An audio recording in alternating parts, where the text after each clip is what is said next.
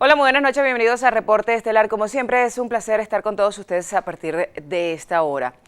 Muchísimas gracias por permitirnos entrar en sus hogares en nombre de todo el equipo que me acompaña. Hoy nos toca hablar sobre los derechos humanos en Venezuela, situación de los derechos humanos, cómo estamos, cómo nos está viendo el mundo y sobre todo cómo nos sentimos los venezolanos en relación con las garantías constitucionales que hablan de la preservación de los derechos humanos. ¿Cuántos presos políticos existen en el país? Recuerden que el gobierno desconoce a los presos políticos y dice que hay políticos presos. Sin embargo, recientemente y en la mesa de diálogo que se acaba de acordar entre un sector minoritario de la oposición venezolana y el gobierno de Nicolás Maduro, ya se dio la primera liberación precisamente al primer vicepresidente del Parlamento venezolano, Edgar Zambrano. Si no hay presos políticos, entonces, ¿por qué en el marco de esta negociación se da la liberación de un preso, de un detenido al que se le violaron durante más de 150 días a sus garantías constitucionales, sus derechos? Estuvo incomunicado, no se le permitió acceso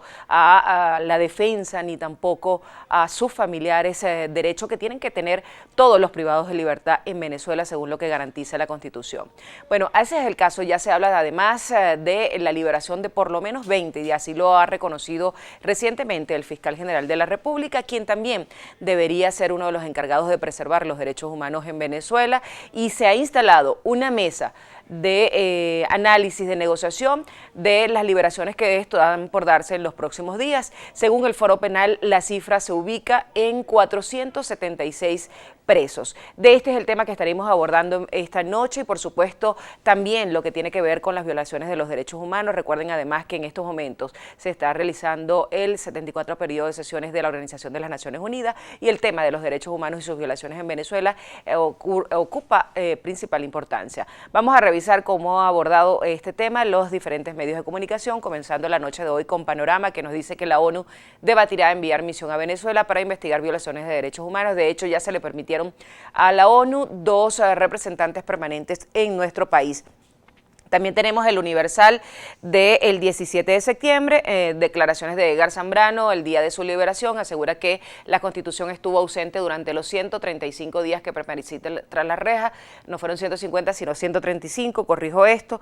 El Carabobeño del pasado 20 de septiembre nos dice declaraciones de SAC. El fiscal confirmó que excarcelarán a decenas de presos políticos en los próximos días. Esto lo dijo la semana pasada. Aún no se han dado estas liberaciones, pero se habla de que en los próximos días pudiera estar llegando. Y vamos a finalizar con la prensa de Lara del 3 de septiembre, que tiene declaraciones del Foro Penal, que contabiliza en 476 los presos políticos hasta la fecha. Bueno, para abordar el tema, tenemos un especialista en materia de derecho penal, también de derechos humanos, es miembro de la Coalición por los Derechos Humanos y la Democracia en nuestro país, Alonso Medina Roa. Un placer tenerlo acá. Buenas noches. Un placer. La etiqueta que vamos a utilizar, numeral reporte derechos humanos. Empiece desde ya a enviar sus comentarios. ¿Cómo estamos nosotros con la situación de los derechos humanos en Venezuela? Mira, la situación de los derechos humanos en Venezuela, al igual que la situación social, económica, política, es una situación bastante dramática. Una situación que ha motivado que el mundo voltee sus ojos a ver la situación, a ver la realidad que estamos viviendo en Venezuela.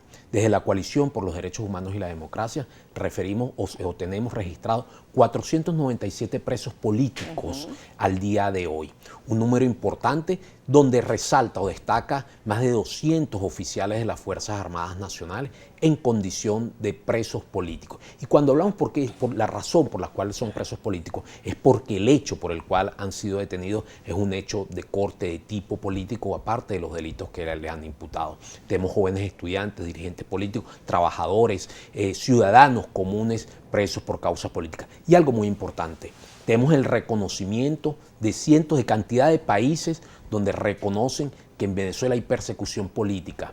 Muchos de los países del mundo le han dado asilo, le han otorgado refugio a muchos venezolanos, a cientos, a miles de venezolanos por causas políticas. De tal manera que es indiscutible el hecho que en Venezuela hay persecución política al día de hoy.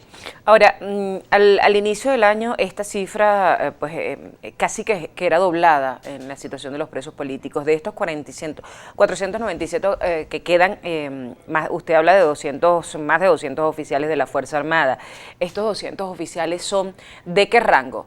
Mira, ¿Rango medio tenemos o oficiales, rango? tenemos un número importante de generales, generales de división, mayor general, mayores generales, oficiales activos, oficiales en situación de retiro, oficiales superiores, oficiales subalternos, tropa profesional. Hay un número importante de militares. ¿Y esto por qué? De los activos, ¿cuántos están detenidos? Mira, tenemos un número aproximadamente de 150 oficiales activos detenidos, de los cuales varios de ellos tienen el grado general, bien sea general de brigada, general de división o mayor general.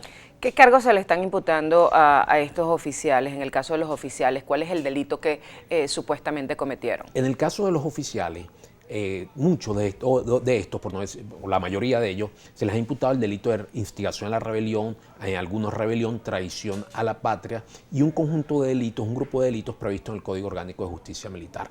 Se ha generado un poco una promiscuidad en cuanto a la calificación jurídica, es decir, un mismo hecho ha sido precalificado por el Ministerio Público y acogido por los tribunales de control como diferentes delitos. Esto de una u otra manera violenta todo lo que son las normas procesales, las normas constitucionales y los principios básicos del derecho penal sustantivo. Ahora, en la imputación de esos delitos se está cuidando todo lo que tiene que ver con el tema del debido proceso.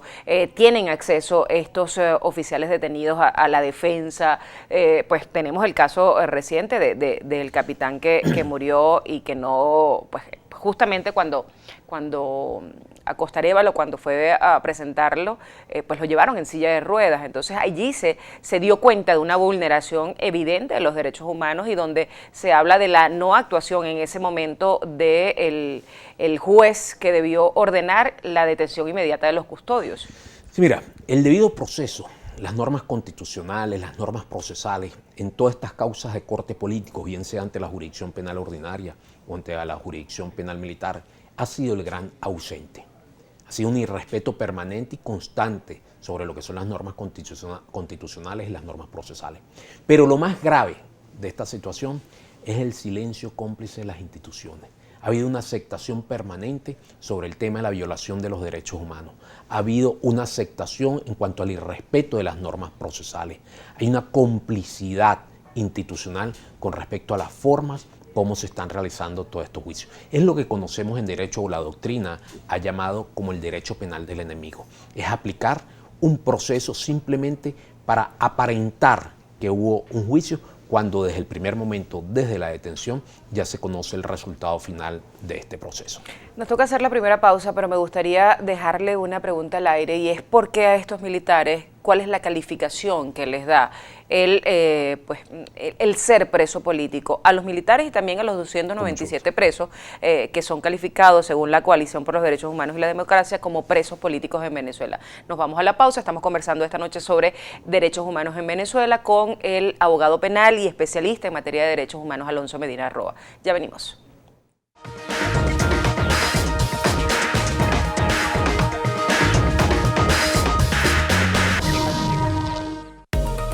Los invitamos a seguirnos en nuestras redes sociales, en Twitter, @Globovisión, en Instagram, @Globovisión, en Facebook, Globovisión, y también puede unirse a nuestro canal en Telegram, Globovisión Piso Oficial. Y si usted quiere volver a ver este y todos los programas de Globovisión, puede visitar y suscribirse a nuestro canal de YouTube, Soy Globovisión. Aquí nos vemos todos.